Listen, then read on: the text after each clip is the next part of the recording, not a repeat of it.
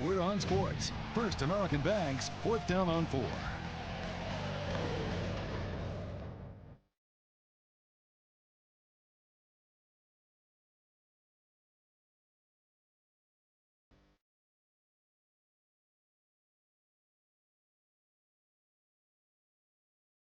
On the edge of embarrassment with greatness still in their reach. Welcome into 4th down on 4. The Saints squeak one out in St. Louis. Ultimately, a win is a win in the NFL, but a series of ugly wins has exposed a lingering problem that could wreck the ultimate goal of this football team. Jim Henderson has more from St. Louis. For the Hoodats here today in St. Louis, it was a whew-dat, a 5-point last-second victory over against a 2-touchdown underdog. For the Saints, it was always expected to be a matter of stopping Steven Jackson.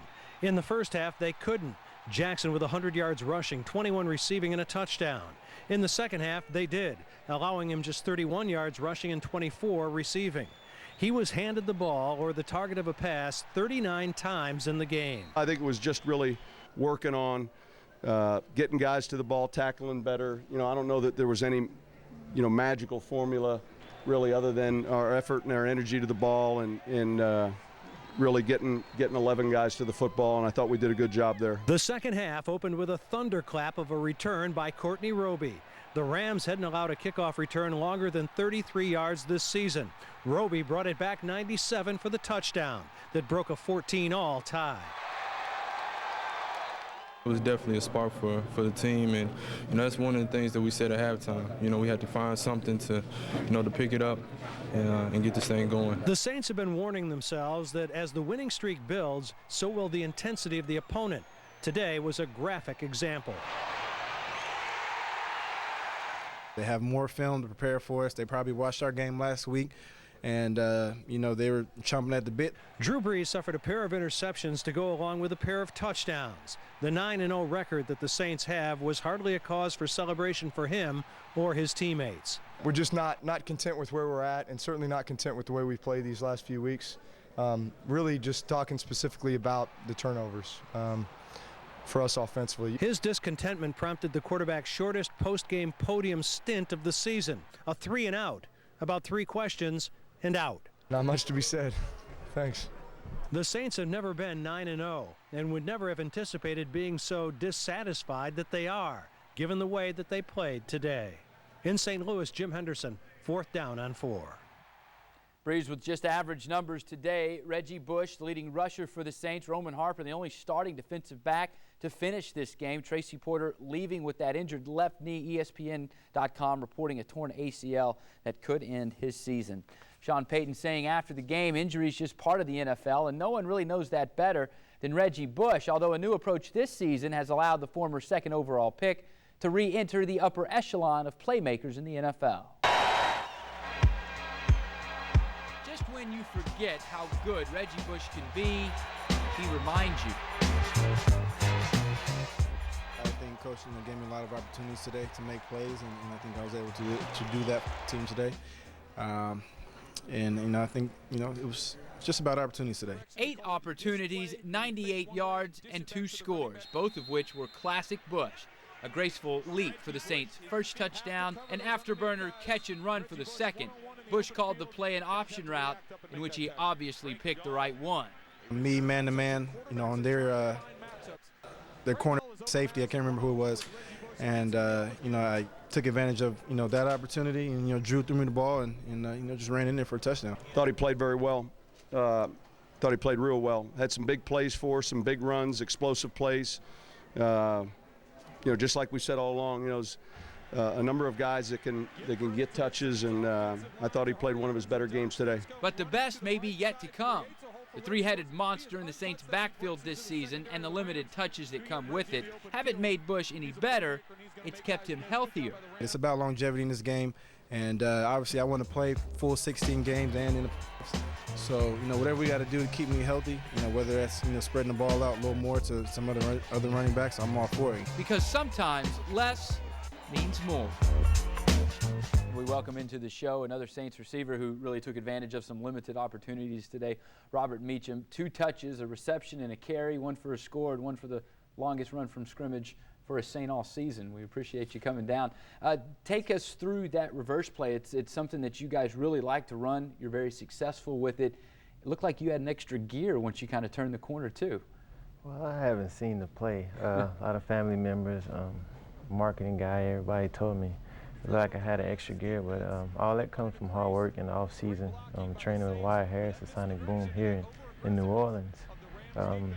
He took me to the higher levels this off season. Things I didn't think I could do, now I can do them. The end around, reverse, whatever you guys like to call it. What has made that play so successful with you guys? Is it when it's being called? Is it the execution? I noticed David Thomas, the new tight end, gets a key block down the line. It's the blocking, and it's on the runner to set it up because there's multiple guys who on our offense who can run the reverse, but it's all about the blocking, the scheme of the play. And coach, every time he can call it, pretty much didn't work. So he even called one for coasting today. So it was kind of a good thing, I would say.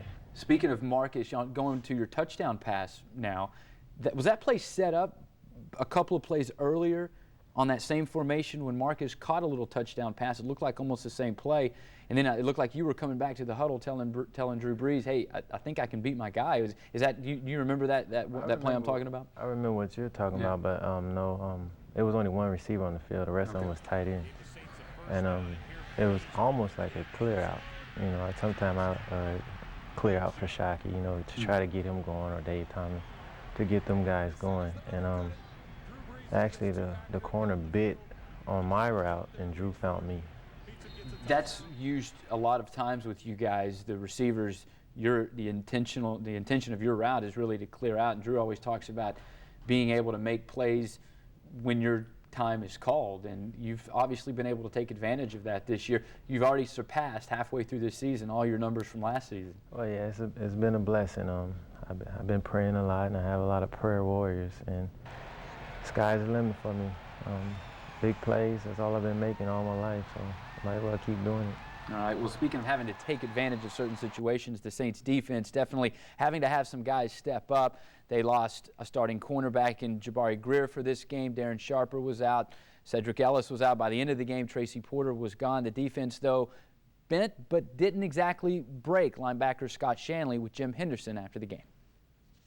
With Scott Shanley, you guys are off to a 9-0 start, and yet there's not really a whole lot of exuberance in this locker room at the moment, is there? You know, it's subdued, I think, a little bit. We have expectations, and the past few weeks, the way we played, we didn't play like that today, but, you know, guys are still excited. We're 9-0.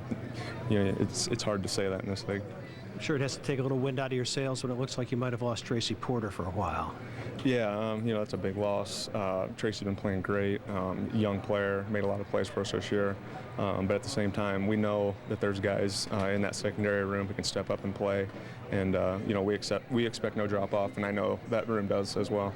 How frustrating was it for you when it looked like every time you had a chance to put these guys away, they just kept rising from the grave, in fact, going down to the actual last play of the game? Yeah, you got to give them credit. I mean, there was a point in the game, Roby returns a touchdown, the opening kickoff, second half, and, you know, it started to look like we were going to start to pull away a little bit, but they hung in there. They made some great plays when they had to. And you got to give them credit for fighting all the way to the end. Yeah, they've been a very poor second-half team this year, but they weren't that today. No, I think you know, probably the worst thing that could have happened for us is getting off to a slow start. I think when you look around the league, when you got an 8-0 team coming in like this, if we could have got off to a fast start, maybe taking them out of their running game, got Steven Jackson out of the game a little bit, I think that would have helped. But the game kind of went to what they wanted it to go to all the way down the end. But congratulations for being 9-0. Thank you. Feels good. Saints 9-0, but Robert, you kind of echo those sentiments that it's really an unfulfilling win? Oh yeah, our expectations for ourselves is real high, and we played a good Rams team today, and things didn't really go the way we wanted to go on offense. We got to do our part to help the defense. You know, Courtney Roby had a great return, and coming off that, you know, we always have a little boost at second half, and we had the boost, but we didn't take advantage of it. Real quick, you worked out with Tracy Porter this summer. Tough to see him down like that today. Oh yeah, it's hard because you know how hard he worked this all season to get where he was at. You know, he was out his rookie year with his I think a hand injury, And now to see him go down, and you just pray to see that he has a speedy recovery. We'll find out more news in the probably on Monday when Sean Payton meets with the press. We appreciate you coming down. You have to come down more often. When we book you, you get the touchdown and the big run. So we'll look forward to having you on 4th Down again. Well, thank you for having me. All right. Same time, there were a lot of positives. Rams center Jason Brown said no one can walk out of this locker room with their heads down. That was almost the posture you would have expected the Saints to exit theirs. The 9-0 Saints, the runaway leaders of the NFC South. Of the 2009 Saints, great things are expected. Of the 2005 Saints, only bad things were. So much has changed for the better since. Of that, we should be so thankful. And join us for our weekly Saints fan chat that comes up at 6:30 on WWLTV.com. You can log on to submit your questions or call in with them at 592-1924. Looking forward to that as always. Not to be missed. Thanks, Jim. Thanks, Jim. Well, Sunday's win over the Rams won't go down as one of the best this season, but it should. After all, the unbeaten Saints defeated a team that had won once all season. But that victory happened with the club's best run stuffer, Cedric Ellis, out. The club's playmaking safety, Darren Sharper, on the sidelines, and the team's best corner, Tracy Porter, out for all but one play of the second half. The Saints' defense is beat up. The offense generated only 21 points and 19 first downs. And the game ended with the Rams at the Saints' 32. Sunday's win was a little black and gold true grit. It will go down as another win against a bad football team. But yesterday, it was more than that. And with this team and those injuries, if you can beat New England in 2 weeks, then to me, that is an incredibly impressive win. Tom Brady's on his game. Tom Brady's on his game. He's going to be testing that Saints secondary. Let's hope some of those guys are back. Indeed. All right, thank you, Ed. We'll be right back.